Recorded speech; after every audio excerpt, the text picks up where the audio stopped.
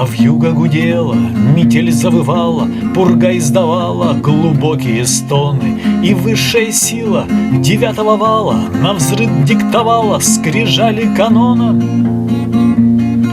Заставила лица упрятать в забрало, давила на жалость, на мелкие страхи. И вдруг все тревоги единожды махом земной и грешной напрочь забрала.